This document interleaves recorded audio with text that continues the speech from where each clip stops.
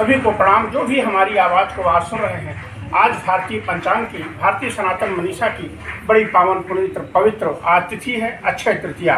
वैशाख शुक्ल पक्ष अक्षय तृतीया। आज विशेष घटनाएं घटी इस दिन। इस तिथि का आज विशेष महत्व है। ब्राह्मण सिरमौर बाबा परशुराम आज धरती पर अवतरित हुए। आज के ही दिन पतित पावनी माँ गंगा आज के दिन भगीरथ के द्वारा धरती पर लाई गई सबका उद्धार करने के लिए। और आज के ही दिन जीव ब्रह्म के प्रतीक सुदामा श्री कृष्ण से जाके मिले। तो विशेष महत्व है आज के दिन का। एक बात बताएं मित्रों, यहाँ पे जो भी हमारी आवाज़ को सुन रहे हैं, अगर आपका धन छीन लिया जाए, आपका पद छीन लिया जाए, आपका मकान छीन लिया जाए, तो आपकी कोई विशेष हानि नहीं है। लेकिन आपकी संस्कृति, आपकी सभ्यता, आपके पूर्वजों की गरिमा आपसे छीन ली जाए, उसमें मिलावट कर दी जाए, तो समझिए आपका सर्वस्व नष्ट हो गया।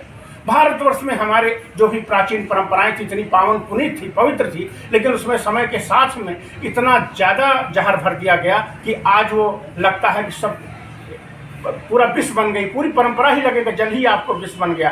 आज आप तथाकथित देखेंगे व्हाट्सएप पे, फेसबुक पे तथाकथित हमारे ना समझ लोग कभी ब्राह्मण को उल्टा सीधा बोल रहे हैं, कभी कुछ कह रहे हैं, किसी कुछ कह रहे हैं।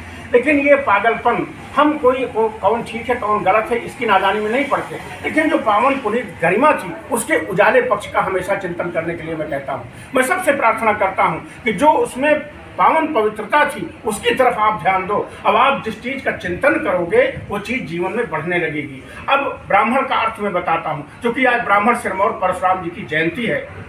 ब्राह्मण का अर्थ होता है ब्रह्म जैसी चर्या, जो ब्रह्म में रमण करे, जहाँ वासनाएं कामनाएं विक्षिप्ताएं ना हो।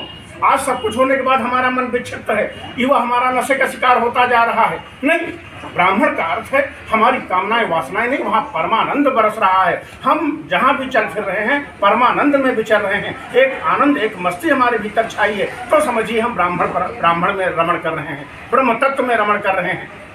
यहीं पे आपको बात बताएं, आपको ब्राह्मण हमारा देखिए आप, चूँकि हमारी चेतना, हम वासनाओं से बने होते हैं, लेकिन हम विषयों की तरफ न चले जाएं। तो हमारे आहार विहार में इतना परिवर्तन किया गया, इतना ज़्यादा सात्विकता बरती गई ब्राह्मणों के द्वारा कि उसमें तमस न आए। इसीलिए ब्राह्मण बनना आसान नहीं है।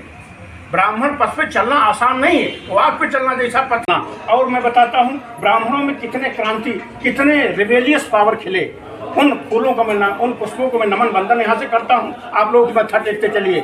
आज गुरु शंकराचार्य जी, जिनके ऊपर आज पूरी दुनिया की हमारे आध्यात्मिक फिलॉसफी टिकी हुई है, अद्वैत का महाविज्ञान जिन्होंने दिया, और भौतिक जगत के लिए, संसारियों के लिए 4 मठ की स्थापना किया कि आम संसारी 4 मठों में जाएं, जहाँ जगन्नाथ का भात करें और उसके बाद मत्था टेके, जो भक्ति से भरे हैं। लेकिन जो ब्रह्मज्ञानी हैं उनके लिए वेदांत का सूत्र दिया वहीं पे, जिसको कहते हैं ब्रह्म सूत्र। आज शंकराचार्य जी, और बीच में हमारे जो घोर तमस फैलने लगा तो बाबा रामानंद वहीं पे आते हैं। और बाबा रामानंद के शिष्य कौन थे? महात्मा कबीर और बाबा रैदास।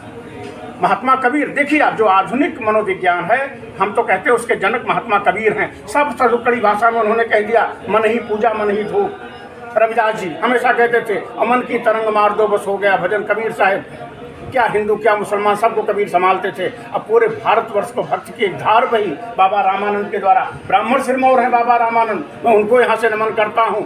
और बीच में चूँकि हमने अहिंसा का परम पालन किया, हमने गाय बैल अगर किसी से भूल से मर गए तो हमने प्रायश्चित करवाया उससे, उसका लाभ उठा के पश्चिम के लोग आए। मैं हमेशा कहता हूँ तलवार तो और बंदूक के बल पे हमको गुलाम बनाए, लेकिन हमारी संस्कृति में उन्होंने परिवर्तन करने का प्रयास किया और समझा कि हम ज़्यादा श्रेष्ठ हैं ज्ञान के बल पे, भौतिक जगत से हमको शांति मिल जाएगी। और पगला के मर रहे थे, जैसे आज रूस यूक्रेन को आप देख लीजिए, पागल होके मर रहे हैं सब कुछ बटोर लेने के बाद। लेकिन नहीं, फिर वहीं पे जब अंग्रेजों का अहंकार नहीं थम रहा था तो रामकृष्ण परमहंस आते हैं कलकत्ता में, कुंवरी लेकर के अपना, अब परमशिष्य विवेकानंद को भेजते हैं पश्चिम, पूरी दुनिया नतमस्तक हो जाती है वहीं पे। कितना नाम बताऊं आपसे, श्री राम शर्मा आचार्य, राजा राम मोहन राय, स्वामी दयानंद सरस्वती, जितना भी नाम लूँगा शब्द कम पड़ जाएंगे, अल्फाज कम पड़ जाएंगे। आप तथाकथित हमारे ज्ञानी ये नासमझ आपकी परंपरा में, क्योंकि हमने जो सामाजिक व्यवस्था की थी उसमें ब्राह्मण क्षत्रिय शूद्र वैश्य ऐसी संरचना हमने की थी। अब उसका मैं स्वरूप बताऊं,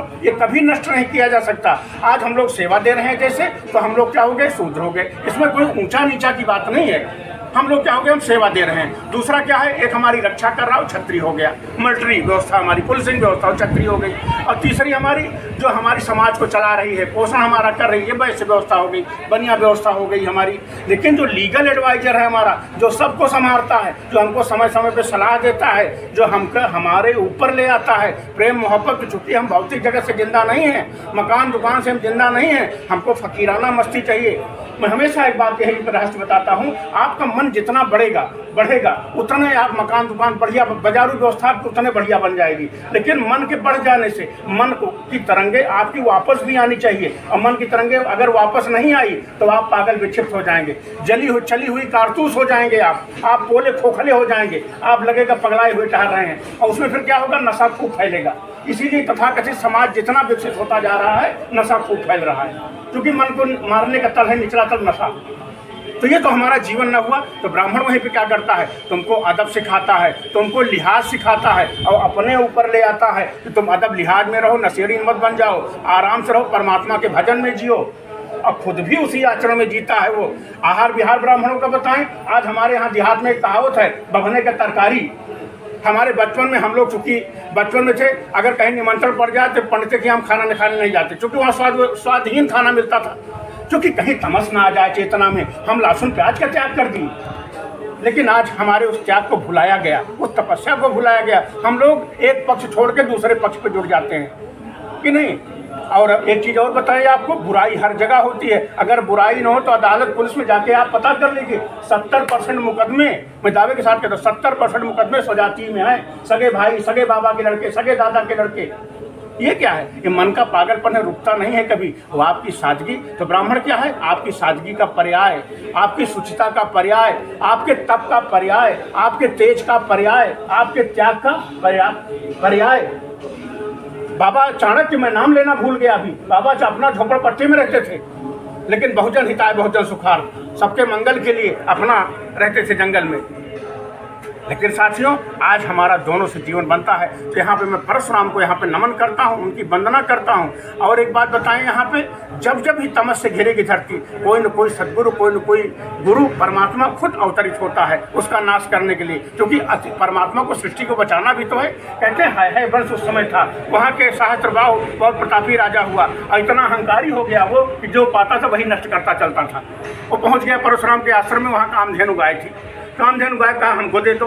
परशुराम ने कहा इसी से तो पालन, परशुराम जी तो वहाँ थे नहीं, लेकिन लोगों ने कहा कि इसी से पालन पोषण है, अगर इसको भी आप ले लेंगे तो सब मर जाएंगे, इनका पालन पोषण ऋषियों मुनियों का कैसे होगा। लेकिन वो परम अत्याचारी राजा, चूँकि शक्ति हमारी, पश्चिम का सबसे बड़ा दार्शनिक हुआ एक्टन, जॉन एक्टन, वो कहता था पावर आपकी, जो आपकी शक्ति है वो करप्शन की तरफ आपको ले जाती है, वो करप्ट की तरफ आपको ले जाती है। तो वही हुआ। आपने कई अत्याचारियों का नाम सुना होगा, शक्तिशाली लोग अत्याचारी हो जाते हैं बहुत है। तो मान ही नहीं रहा था, और सहस्त्रबाहु गाय को खुलवा लिया, लेकिन गाय तो हाथ में नहीं लगी, आश्रम को नष्ट करवा दिया। लेकिन जब परशुराम आते हैं, भगवान शिव का दिया हुआ फरसा वहीं से निकालते हैं, और सारा उस आताताई राजा का नाश करते हैं वहीं पे। लेकिन ब्राह्मण की गरिमा वहीं पे और भी है। ब्राह्मण जब परशुराम राम के सामने पहुंचते हैं तो कहते हैं शिव धनुष किसने तोड़ा, ये सीता स्वयंवर में।